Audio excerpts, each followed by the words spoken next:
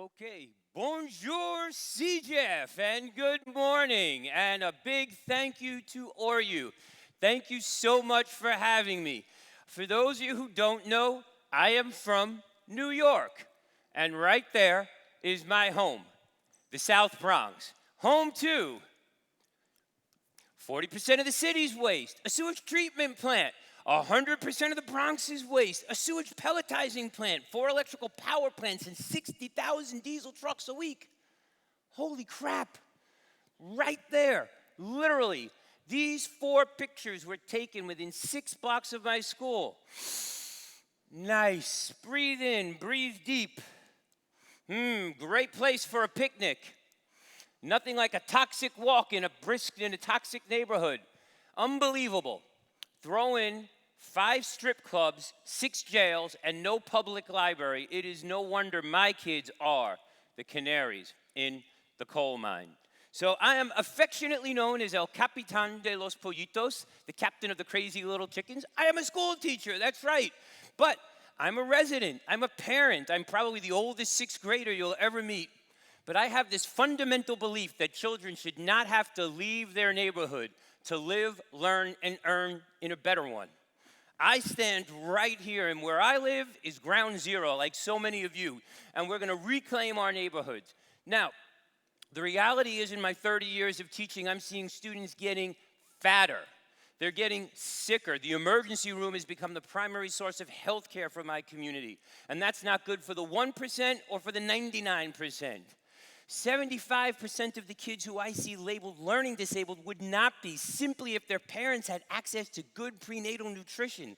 And the United States, that's unacceptable for me. And that's unacceptable for all of us in this room today. And realize this, you can't be well read if you're not well fed. So for me, getting kids nutrition in school is critical. The realities of my community are staggering. 25% unemployment, 40% in poverty, a $20,000 median income, and 37% are food insecure. Wow, horrible. Let's take a little bit of a look at where my kids and I live. Imagine this, 40 buildings that look like this. Very few stores, no supermarket, no jobs, no infrastructure. Welcome to the neighborhood. In fact, welcome to Park Avenue. Park Avenue, the South Bronx.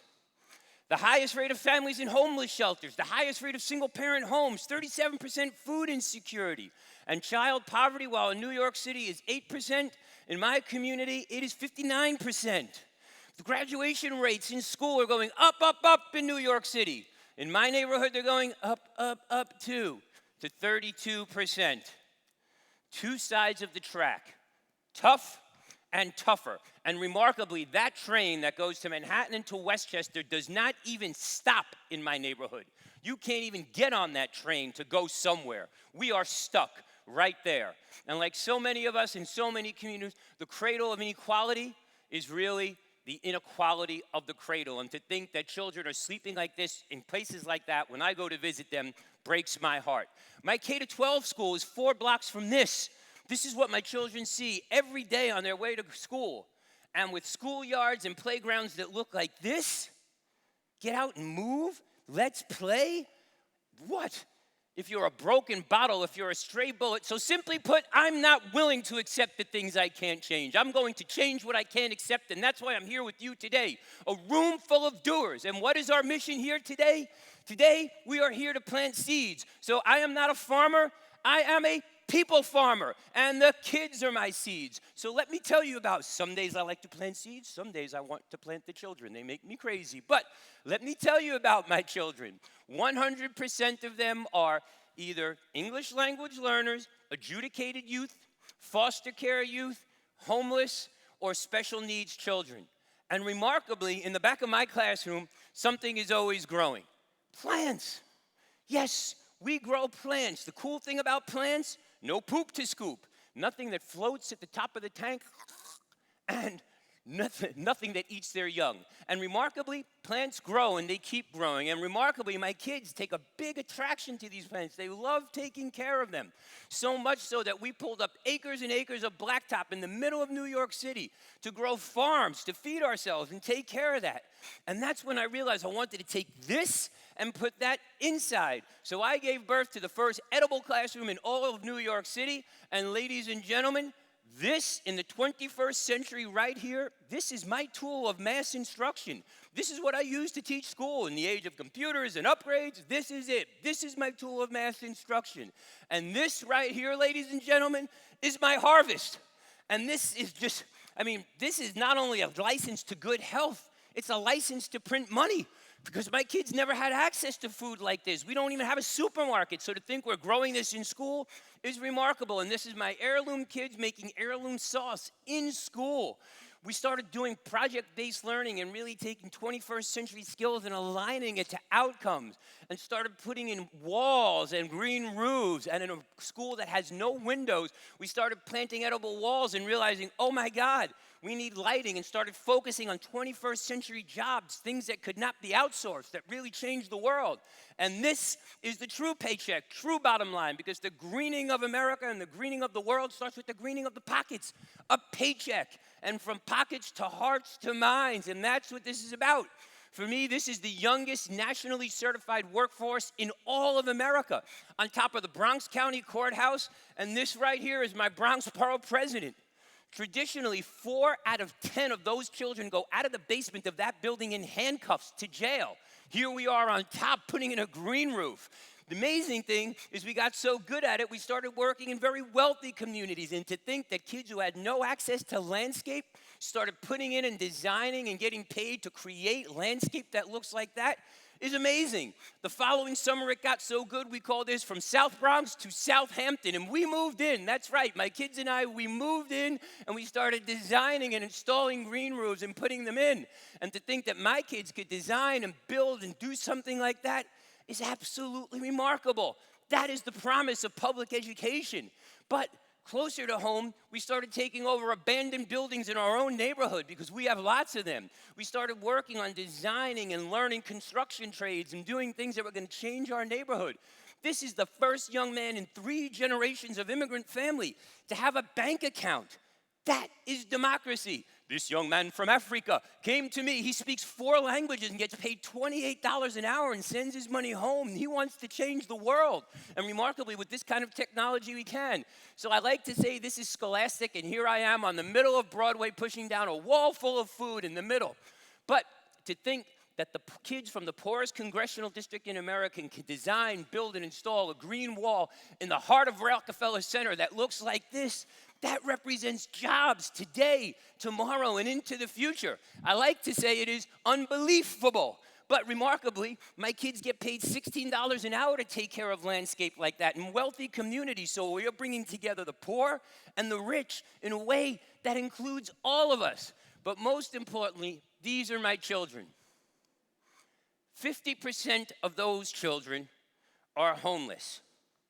And when we started taking the money we made to support orphanages in Haiti and tsunami victims and people in the Philippines, I realized that there was something green for everybody. And we gave birth to the Green Bronx Machine. We started looking at every aspect of our lives and thinking, how would it affect us in school? And at this age of STEM, which is science, technology, engineering, and math, I like to say in the South Bronx, we are cooking with STEAM. And what does STEAM stand for? Well, the A stands for art. So get out there and make some art. The next A stands for aspiration, because everybody's entitled to a great life. And for me, the last A is advocacy, because every life and every child matters. And this is about democracy, democracy for all. So what does it really look like? Well, in my neighborhood, we have a lot of garbage. So we started designing furniture. And then we started looking at our own community and making a map. And this is the kids' map of our community. And ladies and gentlemen, that is our block. That is really ugly, isn't it? It is very ugly. Hot in the summer, cold in the winter, no businesses. When it rains, all the water goes down into that garbage. So the kids and I started dreaming and drawing and making art. And then you know what we started doing? We started registering people to vote and get involved in writing grants and breaking ground. And this, ladies and gentlemen, 2 years later is the new South Bronx. That's my neighborhood now. And where there was no businesses, there is now business after business after business, locally owned, people getting paid, making jobs. And whether you live in my neighborhood or not, we all benefit when we take roofs that look like this and turn them into roofs that look like that. That is the promise of public education. And the cool thing is, butterflies come visit too, and you can eat them, everything else. So it's cool. And when the state senator and Bronx Borough president come to my class, it's proof that the Bronx can change attitudes now. When we have kids coming together for a greater common good, that's to me what this movement is all about. So for me, I don't want little athletes. I want little mushrooms, little broccolis, kids aggregating and socializing around things that are good for them, healthy, fresh food. And I want every single child in America to know what fresh food is, where it comes from, even if it's in the concrete jungle in the middle of cement. You see, for me, when you expand their palates, you expand their vocabulary. And when you expand their vocabulary, you expand their possibilities in life.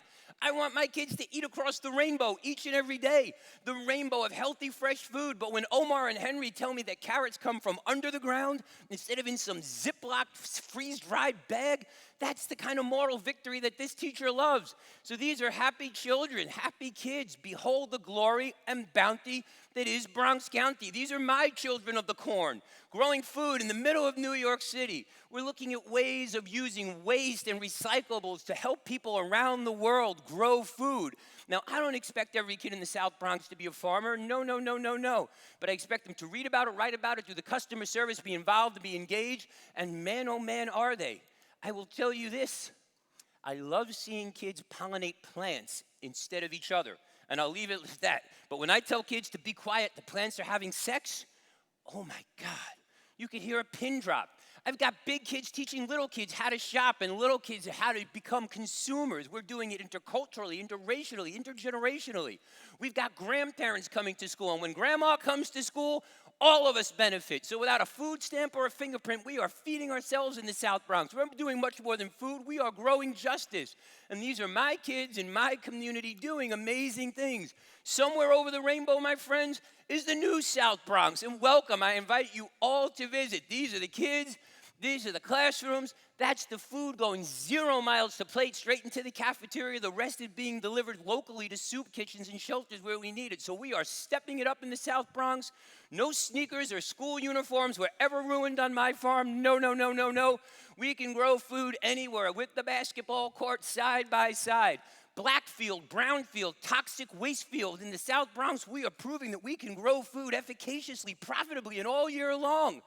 My flower sales put bake sales to shame in ways that make dollars and so much more sense. And most importantly, when you bring kids together for this, you really change the world. Happy kids, happy families. Behold the glory and bounty that is Bronx County. But most importantly, this. When you teach kids about nature, you teach them to nurture. And when my children learn to nurture, we as a society collectively embrace our better nature. So help us go from this to this. This is what we do. You see, we don't need more cheap food. We need healthy food. And my kids and I are proving that we can grow it and sell out each and every day. 30,000 pounds of vegetables later, my favorite crop is organically grown citizens, graduates, members of the middle class, kids who are going to college. So no matter what city you're from, we're all dedicated to making health equality a reality. I don't see walls. I see places to plant food, places to grow. We take abandoned buildings, empty places, and turn them into literal food factories, growing food all year long. This is what we do. And when you teach kids to take ownership of their community, they do just that. So like Michael's backpack says, just do it. That's exactly what we do. So I have a lot of energy. I'm hoping you plug in because my model is simple, people. It's called cultivate, propagate, and replicate. Let's look at 5 days in the life of a seed. Remarkable, 5 days. Let's look at 5 days in the life of Green Bronx Machine. We show up, we start building, we start planting, we start doing. That's 5 days worth of growth.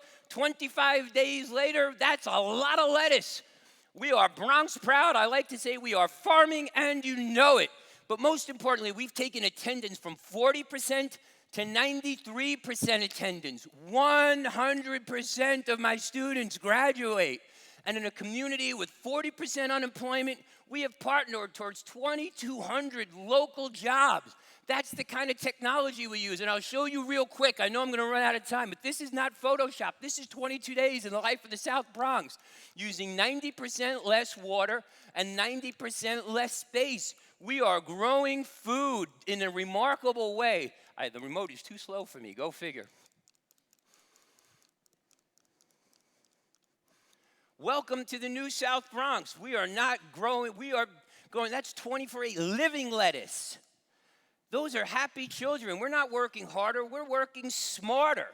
My kids and I are cooking up a whole new recipe for success. So the eyes of the future are looking back at us and demanding we get it right. And if you look 50 years after Martin Luther King, the greatest thing beyond civil rights is education and the environment. And simply put, ladies and gentlemen, it is easier to raise healthy children than fix broken men. And that's the work we do. So I'm here today asking you to shine the light, get involved, join Horyou, connect with the doers, help the helpers, so that together we can make a better world. Take responsibility and join me. From impossible to I'm possible. And believe it or not, ladies and gentlemen, this was me 2 years ago. I'll go one more minute and get off. I have grown my way or shrunk my way. I'm half the person and twice the man, I like to say, eating the food that I grow with kids in school. So these kids have gone straight to the White House. We've cooked at the White House. We've had the White House chef. We call this From Hope to the Pope. I have a TED Talk. If you haven't seen it, we've been able to spread this message all around the world.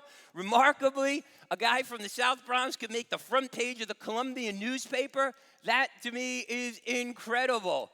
The thing is too slow. So our projects are changing the world in ways that you can't imagine. So much so, I even got to meet Bill Clinton. I became a top 10 teacher finalist, but most importantly, Horyou found me. They made this incredible documentary. So please, see the documentary, get on the platform. And when I say people, you say power. People, people. That's what this is all about. Ladies and gentlemen, let's partner to make something great. Design, build, and transform. Social sustainability and living wages at the heart of innovation. So together we can all prosper. This is win, win, and win. Can I finish or should I just keep going? So share your passion. Join us. Join me. To me, children are our greatest treasure, and we want them all to reach their full potential. I introduce you to my graduating class of 2028.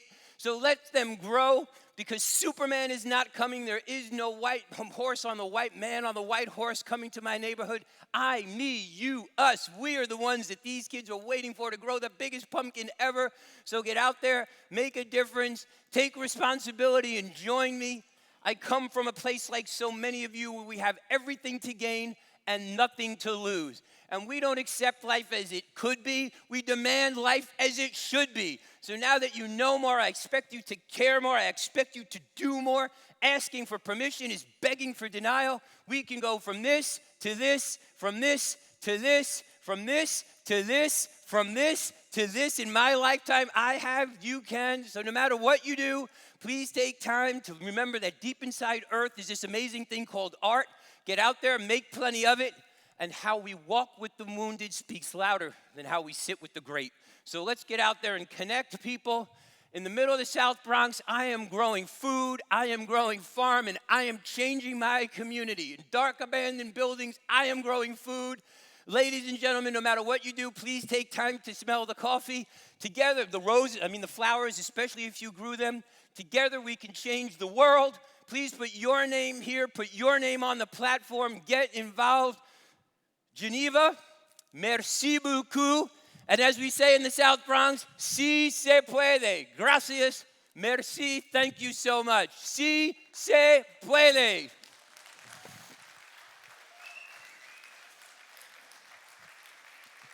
Thank you kindly.